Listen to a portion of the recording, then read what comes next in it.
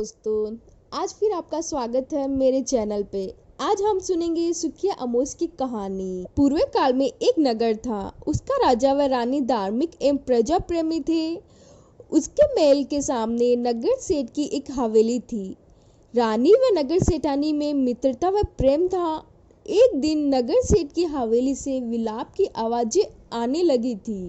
रानी ने राजा से पूछा, ये विलाप का कारण क्या है? राजा ने कहा, नगर सेठ का पुत्र मर गया है। इसी से दुखी होकर सेठ सेठानी दोनों रो रहे हैं। रानी ने पूछा, दुख क्या होता है? राजा ने कहा, उसका पुत्र छत से नीचे गिर गया है। रानी तो बोली थी दुख देखने के लिए सचमुच ही अपने पुत्र को छत से नीचे गिरा दिया। उसने आकर राजा को बताया तो घबराकर राजा कुंवर को देखने भागा। देखे तो कुंवर तो गाले के ढेर पर गिरा है। उसे तो एक खरोच तक नहीं आई। रानी अपने कुंवर को देखने नीचे आ ही रही थी कि कुंवर को सामने आते देखा। राजा तो विस्मय हो गया। इतने ऊपर से गिरकर भी कुंवर का बाल बांका नहीं हुआ।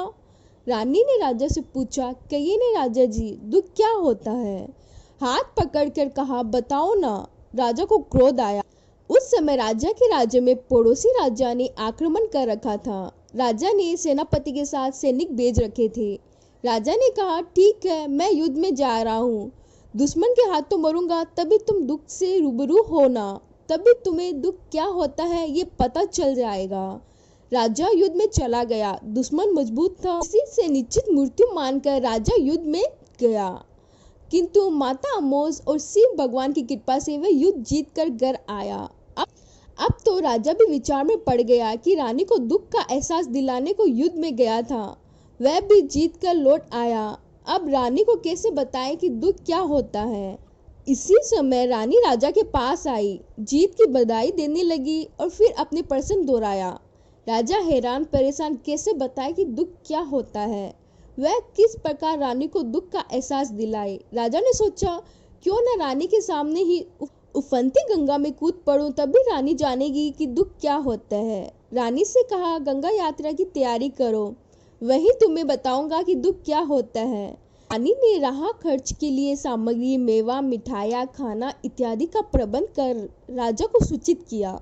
राजा ने राह के लिए आवश्यकता धन व कुछ सैनिक व नौकर लेकर यात्रा करने के लिए प्रस्थान कर दिया।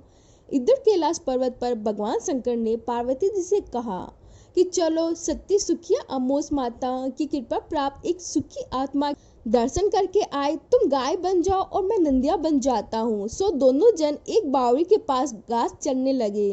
तभी राजा रानी की सवारी वहां आई। रानी ने छाया में बावड़ी देखकर वहीं विश्राम करने व जलपान के लिए ठहरने की इच्छा प्रकट की। राजा जी ने भी बात मान ली। जलपान के पश्चात मुंह हाथ धोने की इच्छा से राजा बावड़ी पर गया।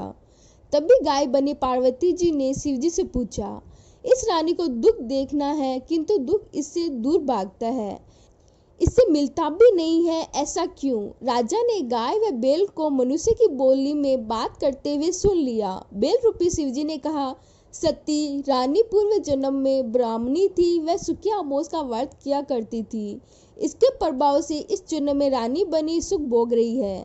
दुख उसके पास भी नहीं फटकेगा। देखो राजा गंगा में मरने जा रहा है, पर सुख अमोसिया माता के प्रभाव से मर नहीं सकेगा। राजा ने जो ही गंगा में कूदने की कोशिश की, तभी सुखिया अमोसिया ने आकर रोका। राजा जी, क्या करने जा रहे हो? तो राजा ने कहा कि मैं गंगा में डूब मरूंगा, क्योंकि मेरी रानी दुख क्या होता है जान ही नहीं पाती। सुखिया अमोसिया ने कहा कि राजा जी, जो मेरी उपासना करता है वो चाहे स्वयं दुख देखने की कितनी ही कोशिश कर ले, लेकिन मैं दुख को उसके पास फटकने ही नहीं देती। तेरी रानी ने मेरी उपासना की है, इसी का प्रताप है कि रानी दुख नहीं देख पाती। राजा लौटकर आ गया तो उसने भी गाय व बैल की सारी बातें सुनकर माना कि माता अमोसी की कृपा से रानी दुख नहीं देखेगी। राजा लौटकर अपने नगर आ गया और संपूर्ण अपनी नगरी की प्रजा को यह संदेश दिया कि वह सब सुखिया अमोस का व्रत करे। जय सुखिया माता की, जय अमोस माता की।